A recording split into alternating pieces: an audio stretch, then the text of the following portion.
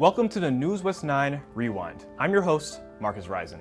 This is a show where we'll rewind a week and find the top stories in the Permian Basin. Speaking of the Permian Basin, it was a chilly week for West Texas. In fact, this Tuesday, certain areas got snow. And coming in at number 5, we have our meteorologists Anthony France and Dan Grigsby, as well as reporter Jason Freund, who was in Andrews during the snow, all of whom did a great job covering the snow day. Well, right now it is currently snowing out here in Andrews. The snow has finally arrived here in West Texas in the winter season. I can say the winter season has finally begun, at least out here in Andrews, Texas right now. As you can see behind me right now, there is a lot of snow falling right now. Anyone go outside, make a snow angel, have some snowball fights. Yeah, thank you, Jason. Let's take a look on the radar. What exactly is falling over? You see most of it is starting to exit to the east. Now closer to home, it hasn't quite arrived. Now we're looking at mostly rain. We're a little bit warmer than over in Andrews. Still, we might see a little bit of light accumulation of snow on grassy surfaces, elevated surfaces, rooftops, decks, stuff like that. We might see some light accumulation before this thing is all said and done. It's going to come down pretty heavy. You can expect Midland to get hit by about 7:33 a.m. Look at that. This is the view just 2 hours north of us in Lubbock. It was a blizzard out there today. Most of the schools in that area were closed, and it isn't hard to see why. I certainly wouldn't want to be driving in that snow. A little closer to home, this is a look at Andrews, where they saw a small amount of snow.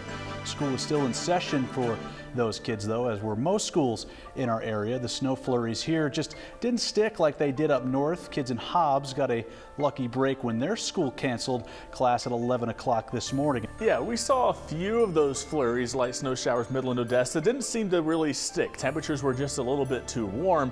We did see some light accumulating snow just to the north and the west. Here's a look at observed snow totals earlier this morning, and the highest totals were in southeast New Mexico and as you went towards Lubbock and the Texas Panhandle. But looking closer here, around 1 to 2 inches is what we observed in Andrews to Seminole to Lamesa. Hobbs saw around 2 to 3 inches, kind of right on that line, and some totals up to 5 inches in parts of Lee and Eddy County, New Mexico. Midland, Odessa, we did see some flurries, dusting in some of these areas. Like Big Spring did see some of that snow stick to the ground, but flurries to a dusting as you went towards I-20. Here's a picture from Hobbs. J.C. Conley took that one right there. 3 to 4 inches of snow right there. Maria Cortez, Denver City, just north of Seminole, around 4 to 5 inches of snow there in Denver City. Live radar picture right now, still the snow in northwest Texas into Oklahoma. Seeing some of those snow showers around Abilene still, but everything has really moved out of the Permian Basin. We are expecting this evening to continue to see that clearing, but overnight a deep freeze is expected. It sure looked cold where Jason was. I'm from Houston, which is notorious for its warm weather, so my childhood didn't have that many snow days. But it's nice to see children in West Texas got to enjoy and have fun in the snow. Speaking of children, when I was a child, I loved the movie Charlie and the Chocolate Factory. And in that movie, kids received the coveted golden ticket. Well, what if I told you that Midland had their own golden ticket? At number 4, Hunter Alcacer explored the wonderful world of the Midland Community Theater, who are having a Charlie and the Chocolate Factory show starting February 3rd. For the first time ever, the Charlie and the Chocolate Factory play will be performed in a community theater. That theater being the Midland Community Theater. It's a huge deal, and we're really grateful to get the support, you know, especially for a city this size. We've always had a really great support for the community theater, and so it allows us to get the opportunity to do things first. And so it's a huge deal to have Charlie and the Chocolate Factory be us being the first community theater to ever do Charlie and the Chocolate Factory. To go with the premiere of Charlie and the Chocolate Factory, MCT is partnering with Susie's South 40 Confections for the Golden Ticket Experience. The Golden Ticket Experience will include a factory tour at Susie's, a lunch, a chance to hand dip your own treats, and the chance to take photos with the costumed cast members of Charlie and the Chocolate Factory. Susie's is more than happy to partner up with the theater to bring an experience like this to the public. It's a blessing and it's fun. You know, when you do things for the theater, it's always a fun time for them to come and share. But they'll be in costume, and it's part of what they do, which is always over the top, and then that we get to be a part of it. The experience will be happening on February 4th and 18th. You can go to the Midland Community Theater website to learn more. Okay, I'll tell you, Hunter brought back some of that candy to the newsroom, and wow, they were good. I felt like Charlie Bucket at Willy Wonka's factory. Anyway, make sure to come on out and see the show, and to learn more about the show and the event, visit mctmidland.com.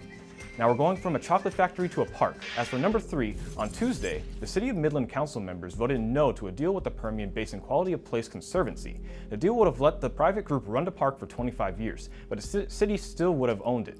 However, the council members ultimately decided to vote against it 4-2. Hogan Park was at the center of discussion at today's Midland City Council meeting, as a decision needed to be made on whether or not the city would move forward with an agreement with the Quality of Place Conservancy. With some residents in favor, I ask that you would vote for this agreement. Others were not. And this situation is anything but transparent. I felt like there was uncertainty in the long-term terms. I felt like it was going to be very costly for the citizens of Midland, and I felt like the rules weren't quite clear about how it was going to be charged to the citizens to use, and I felt like it's just not a great idea right now. Elio Rosa gave public comment before council on why he was against it. It is great when private sector comes and wants to help, but as one of the ladies said today, she said they can donate directly to the city hall. Why go through a mediator or somebody in between that could generate some shady areas that we are not for, we as citizens. And before the vote that resulted in a 4-2, final thoughts came from council members who appeared split on their decision. I believe this is a benefit to our community, and it should not rest on the back of taxpayers when we have contributions for it in hand. I found out, and there's more information, that it can be done without a third party. I've talked to donors. I've talked to other donors and all of that type of stuff that said they would give to a city. There are other ways to do it. We did plan to do it in stages, and that can be done. The Conservancy is now seeing why it has to be done in stages, because they can't get the capital to do it all in one shot. So I'm just wanting to communicate to you, the everyday person, the information that you've been wanting, and you haven't received. And that's why I will vote no on this. Thank you. Now some background on the decision. The cost for total renovations is $55 million. However, the cost for minimum renovations is $30 million. The Conservancy had raised $28.5 million off private donations, now not in the city's possession. The city has pitched in $10 million. Councilman Dan Corrales says that money won't be lost, however.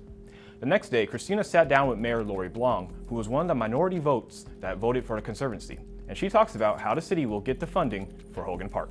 Just a day after Midland City Council voted against signing an agreement with the Quality of Place Conservancy to renovate and manage Hogan Park, Mayor Lori Blanc is focused on moving forward, but is still disappointed in the outcome. You know, the vote has been taken, and today's a new day, and so we do go forward. But I do believe it's important to recognize that we lost something in voting this down, and I'm sad that my fellow council members decided to do that. The Conservancy had successfully raised $28.5 million towards this project, totally separate and apart from what the city had established for the $10 million. And so what we did effectively yesterday with the vote that was taken, we walked away from some of those philanthropic dollars. And I believe that money, because of the way that it was allocated to Hogan Park through the Conservancy, now that money has to go back to those donors and they get to decide what they want to do. But the donor has the custody of those dollars. And so I don't know how many of those donors will be interested in investing with the city on a Hogan Park project. With the $28.5 million now going back to donors, according to Mayor Blanc, the $10 million from the city has already been getting used. Half of it has gone towards renovating the Bill Williams Sports Complex at Hogan. With no plan or funding for the rest of the park at this time, Mayor Blanc says now they will need to come together and decide next steps for all of Hogan Park. We have to decide how we're going to allocate our taxpayer dollars, and I think to say no to $28.5 million of philanthropy jeopardizes some of those other projects, because we need to make good decisions with taxpayer dollars. So Hogan Park is an important part of our community, and it is a significant economic driver that brings in sports and revenue to our community. And I really wanted to see this project passed because I believe that it is to the benefit of our community. I believe that it is to the benefit of our community for people who can't afford to go to Frisco to play in different sports tournaments. We need to have that access here, and I'm saddened that we gave up a pretty quick opportunity to have some of those facilities available to our community. Now we'll keep you updated on the status of Hogan Park as we get information. Well, what's something you need every day? If your guess was water, you're correct. You need it every day for brushing your teeth, washing dishes, and other water-related chores. Well, at number 2, some residents in Odessa were told they weren't going to be getting that water starting noon on Thursday due to the apartment complex they live in not paying their water bill. Rachel Robinson has that story. Yesterday, off of Beverly and Grandview, Wellington Commons apartment complex residents came home to a note on their door from the city. It was from the water department. It said that the water was going to be turned off in 2 days, tomorrow, for non-payment of the bill. The owners of the complex, Diamond Elite, responsible for not paying the bill. We're trying to get in touch with the property managers, and none of us were successful in doing that. So now we're just kind of stuck. Residents reached out to the city, but not much can be done without the owners of the complex. The water department says they can't talk to us because we're not the client. So I asked for an extension to give us some time to find the property managers, and they're not doing that either. So I guess tomorrow noon is it. We're going to be out of water. We all have busy schedules and busy lives. I need to wash my clothes. I need to wash my dishes. I need water. People who live here, they're all good people. We try to keep our places clean. It's a quiet complex. We don't understand why this is happening. Now, after that story aired, and according to one of the residents, as of 8 p.m. Wednesday, the owners have paid their water bill, so the apartment residents, thankfully, never got their water shut off. Now, finishing on a lighter note, the number 1 story of the week comes from a 5-year-old boy who's fighting something much bigger than him. Rachel Robinson has this heartwarming story about Jacob Ringenbach. Jacob is a normal 5-year-old boy. He loves Nerf guns, his brother and sister, jujitsu, and riding his bike. You like to ride your bike? I like to ride my bike, but I can't do that anymore. But last month, Jacob went to the hospital, and his parents, Rachel and Ryan, got news no parent wants to hear. They ran a bunch of scans, and that's when they came back and told her that there was a mass located in the back of his brain. You literally just don't expect it to be your kid, ever. Jacob had a tumor.